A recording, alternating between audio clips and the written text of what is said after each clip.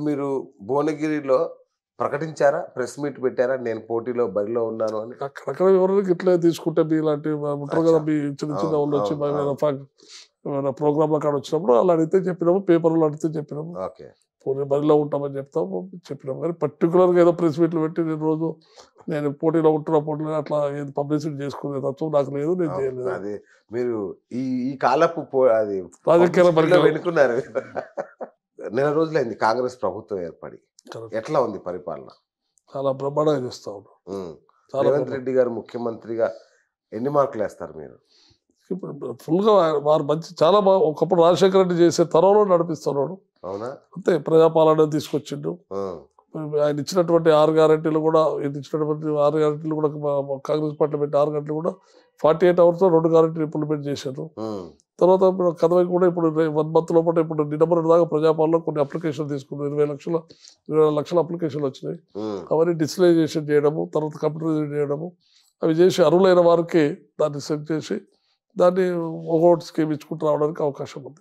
వారికి ఇద్దామనడానికి కూడా గత ప్రభుత్వం ఉన్న కాడికి ఉన్నది ఖజానా మొత్తం ఖాళీ చేసి ఉత్తరంటే మళ్ళీ ఇచ్చిపోయిన వాళ్ళకు. హ్మ్. ఆ వనరులు కూడా ఆర్థిక వనరులు కూడా చూసుకొని చేసుకుంటేందుకు కొంత టైం పట్టొచ్చు. ఓకే. కాకపోతే ఒక 15 రోజులు, 1 మంత్ లోపటో లేకపోతే 2 మంత్స్ లోపటో 100 డేస్‌లో చేస్తే 100 డేస్‌లో 99% ఇంప్లిమెంట్ అయితదని మేమందరం అనుకుంటాం. ప్రభుత్వం కూడా ఆ విధంగా ప్రయత్నం చేస్తా ఉంది. ఓకే. ప్రభుత్వంలో పెద్దలందరూ కూడా ఆ రోజున పెద్దగా ప్రయత్నం చేస్తా ఉన్నారు. ఓకే. తప్పకుండా మేము వనరులు కూడా ఫైనాన్స్ వనరులు కూడా ఎక్కడి నుంచి వెతకడమో, ఎక్కడికి తేవడమో ప్రయత్నం చేస్తా ఉన్నాము. హ్మ్. తెచ్చి 100% ఇంప్లిమెంట్ అవుతాయి.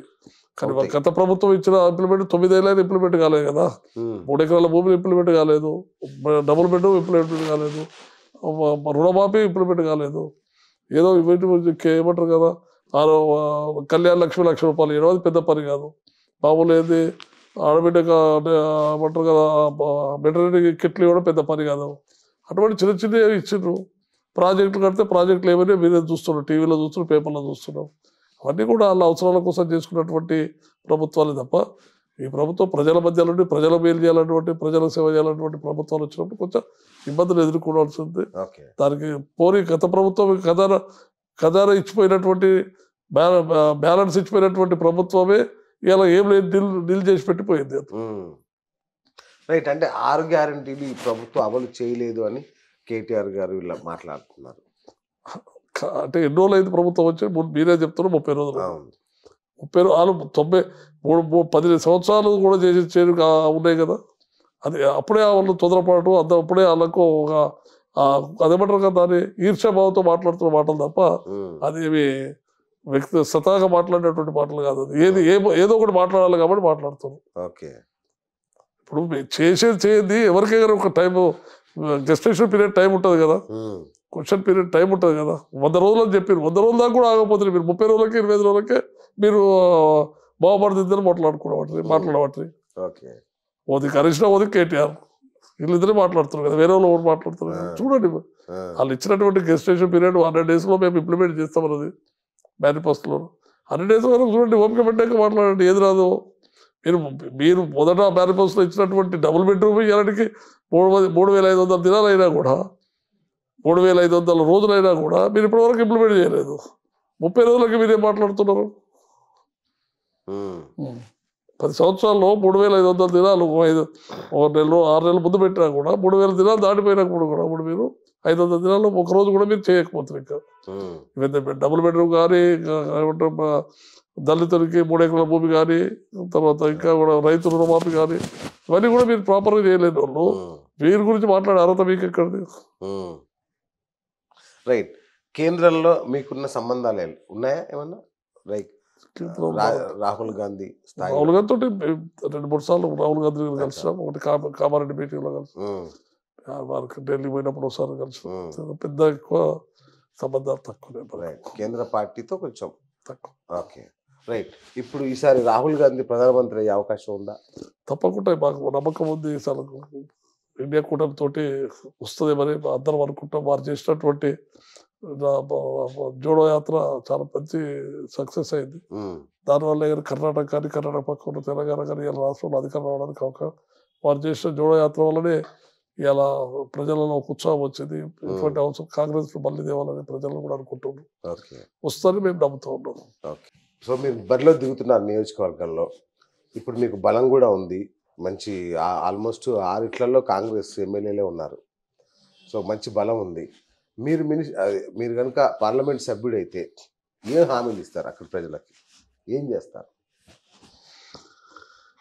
పార్లమెంట్ సభ్యుడైతే అక్కడ ప్రభుత్వం నుంచి వచ్చేటువంటి నిధులు కానీ ఇవి కానీ తర్వాత అక్కడ ఉన్నటువంటి అవసరాలు కాబట్టి ఇప్పుడు అక్కడ నీమ్స్ ఉంటుంది కానీ ఫుల్ ప్రింట్ నీమ్స్ కాలేదు. ఓకే. అది NIMS all India institute of medical institute దానికి కానీ రోడ్స్ కానీ తర్వాత సెంట్రల్ గవర్నమెంట్ ఇచ్చేటువంటి ఎలాంటి పనులైనా కూడా మేము ముందుండి చేయడానికి అవకాశం ఉంటుంది. దానికోసం ప్రయత్నం చేస్తాం, తీసుకొస్తాం.